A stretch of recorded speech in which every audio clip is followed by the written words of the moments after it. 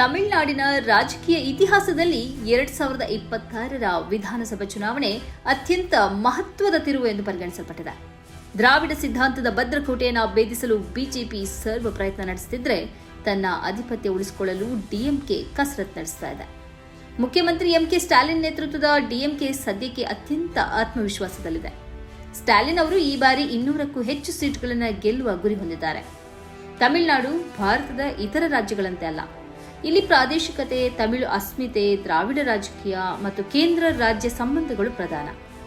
ಮೋದಿ ಅಲೆಯು ದೇಶದ ಬಹುತೇಕ ಭಾಗಗಳಲ್ಲಿ ಬಿಜೆಪಿಗೆ ಲಾಭ ನೀಡಿದ್ದರೂ, ತಮಿಳುನಾಡಿನಲ್ಲಿ ಬಿಜೆಪಿ ಇನ್ನೂ ಹೊಸ ಅತಿಥಿಯಂತೆಯೇ ಇದೆ. ಎಂಕೆ ಸ್ಟಾಲಿನ್ ನೇತೃತ್ವದ ಡಿಎಂಕೆ 2021ರಲ್ಲಿ 159 ಸೀಟುಗಳ ಭರ್ಜರಿ ಗೆಲುವು ಸಾಧಿಸಿ ಅಧಿಕಾರಕ್ಕೆ ಬಂದಿತು.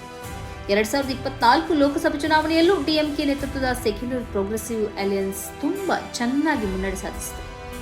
ಸರ್ಕಾರದ ಸಾಮಾಜಿಕ ಕಲ್ಯಾಣ ಯೋಜನೆಗಳಾದ ಮಹಿಳಾ ಕಲ್ಯಾಣ, ಉಚಿತ ವಿದ್ಯುತ್, ಬಸ್ ಪ್ರಯಾಣ ವಿಷಯದಲ್ಲಿ ಮತದಾರರು ತೃಪ್ತಿಯನ್ನ ವ್ಯಕ್ತಪಡಿಸಿದ್ದಾರೆ.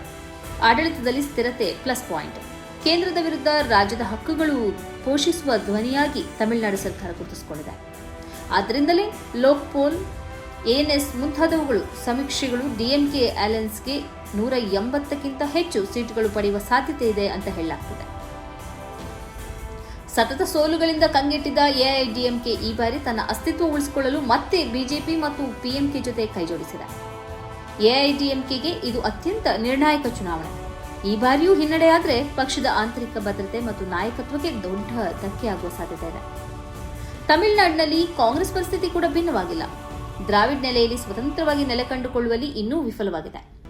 ಡಿಎಂಕೆ ಜೊತೆಗಿನ ಸುದೀರ್ಘ ಚರ್ಚೆ ನಂತರ ಕಾಂಗ್ರೆಸ್ ಈ ಬಾರಿ 28 ವಿಧಾನಸಭಾ ಕ್ಷೇತ್ರದಲ್ಲಿ ಸ್ಪರ್ಧಿಸಲು ಒಪ್ಪಂದ ಮಾಡಿಕೊಂಡಿದೆ. ತನ್ನ ರಾಷ್ಟ್ರೀಯ ಅಸ್ತಿತ್ವಕ್ಕಿಂತ ಹೆಚ್ಚಾಗಿ ಡಿಎಂಕೆಯ ಬಲದ ಮೇಲೆ ಕಾಂಗ್ರೆಸ್ ಇಲ್ಲಿ ಅವಲಂಬಿತವಾಗಿದೆ. ಇನ್ನು ಟಿವಿಕೆಯ ಪ್ರವೇಶವು ಚುನಾವಣೆಯನ್ನು ಇನ್ನಷ್ಟು ರೋಚಕಗೊಳಿಸಿದೆ. ನಟ ವಿಜಯ್ ನೇತೃತ್ವದ ತಮಿಳಿಗ ವೆಟ್ರಿ ಕಚ್ಚಗಂ ಟಿವಿಕೆ ಪಕ್ಷಕ್ಕೆ ಸಮೀಕ್ಷೆಗಳು 9ರಿಂದ 24% ಮತಗಳನ್ನು ಪಡೆಯುವ ಸಾಧ್ಯತೆ ಇದೆ ಅಂತ ಹೇಳ್ತಿವೆ. ಆದರೆ 8ರಿಂದ 12 ಸೀಟ್ಗಳು ಪಡೆಯಬಹುದು ಅಂತ ಊಹಿಸಿದ್ದಾರೆ. ಇದು ಒಂದು ವೇಳೆ ಸಾಧ್ಯವಾದರೆ ಡಿಎಂಕೆ ಅಥವಾ ಎಐಡಿಎಂಕೆ ಮತಗಳನ್ನು ವಿಭಜಿಸುವ ಸಾಧ್ಯತೆ ಹೆಚ್ಚು ಅಂತ ರಾಜಕೀಯ ಚಿಂತಕರು ವಿಶ್ಲೇಷಿಸುತ್ತಾರೆ.